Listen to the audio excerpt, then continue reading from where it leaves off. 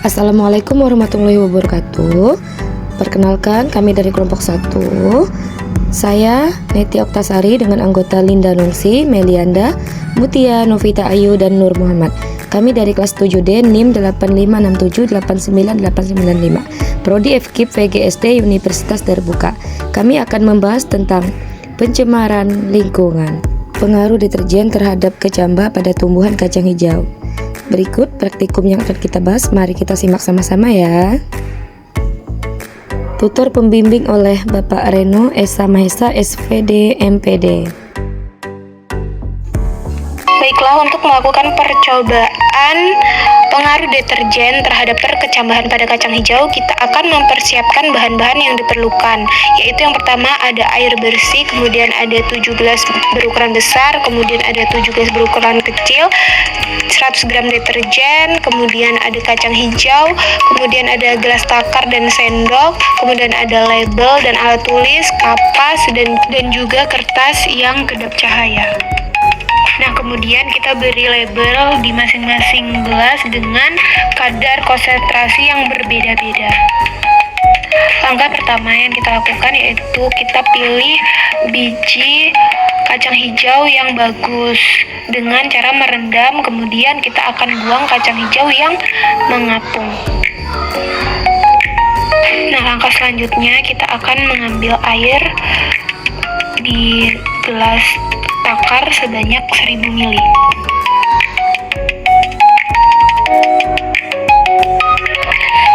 Setelah itu kita akan larutkan sebanyak 100 gram deterjen ke dalam air 1000 ml. Setelah itu jangan lupa diaduk ya teman-teman. Selanjutnya kita akan tuangkan larutan deterjen tadi ke konsentrasi 100% sebanyak 500 ml. Lalu kita tuangkan kembali air bersih ke dalam gelas takar sampai menuju ke 1000 ml. Lakukan hal yang sama sampai gelas dengan konsentrasi yang berbeda-beda terisi sebanyak 500 ml.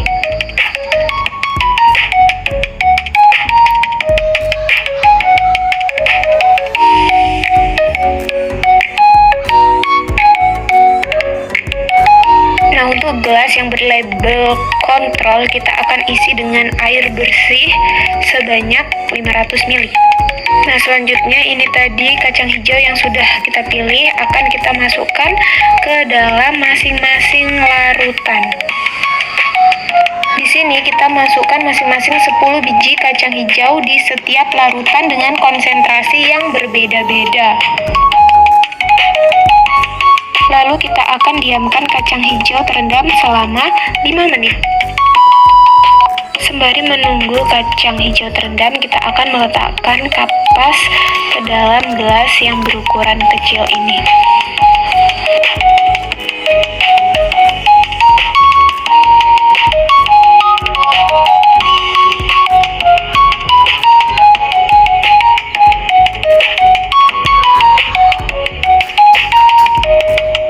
Setelah kacang hijau kita rendam selama 5 menit dalam masing-masing larutan, kita akan ambil kacang hijau, kemudian kita akan letakkan ke dalam gelas dengan masing-masing label yang berbeda-beda. Kita beri sedikit air sesuai dengan label dari masing-masing larutan. Lakukan hal yang sama sampai kacang hijau semua kita pindahkan ke dalam gelas kecil yang kita sudah beri kapas. Nah, di sini kita jangan lupa beri sedikit air pada masing-masing larutan sesuai dengan label yang sudah kita tempel pada masing-masing gelas. Nah, di sini kita pastikan semua kacang hijau sudah kita pindahkan ke dalam gelas kecil yang berisi kapas. Langkah selanjutnya kita akan tutup masing-masing gelas menggunakan kertas timah atau kertas yang kedap cahaya. Nah, setelah kita pastikan semua gelas tertutup dengan rapat, kemudian kita akan simpan selama 24 jam. Nah, di sini kita sudah diamkan selama 24 jam. Setelah itu kita akan lihat pertumbuhan yang terjadi pada masing-masing kacang hijau. Nah, di sini kita akan buka sama dengan 48 jam setelah kita diamkan. Lalu kita akan cek kembali pertumbuhan yang terjadi di setiap kacang hijau dengan konsentrasi larutan deterjen yang telah kita berikan di setiap gelas dengan konsentrasi yang berbeda-beda.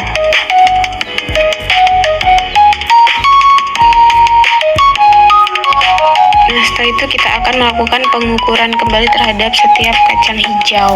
Kita akan lihat pertumbuhan yang terjadi setelah 48 jam. Lalu kita akan masukkan ke dalam tabel pengamatan setiap pengukuran yang kita lakukan. Di sini kita bisa lihat teman-teman bahwa setiap kacang hijau memiliki pertumbuhan yang berbeda-beda, terutama pada larutan dengan konsentrasi deterjen 100% dengan air bersih atau air kontrol. Terlihat sangatlah jelas perbedaan yang terjadi. Di larutan 100% itu banyak kacang hijau yang tumbuhnya sangatlah lambat, bahkan ada yang mati. Sedangkan di air kontrol itu pertumbuhannya sangatlah bagus ya teman-teman, itu tunasnya mulai panjang. Nah, sedangkan yang di larutan 100% ataupun 50% ada yang tidak tumbuh, dan itu kita akan masukkan dalam pengukuran, yaitu dengan ukuran 0 mm.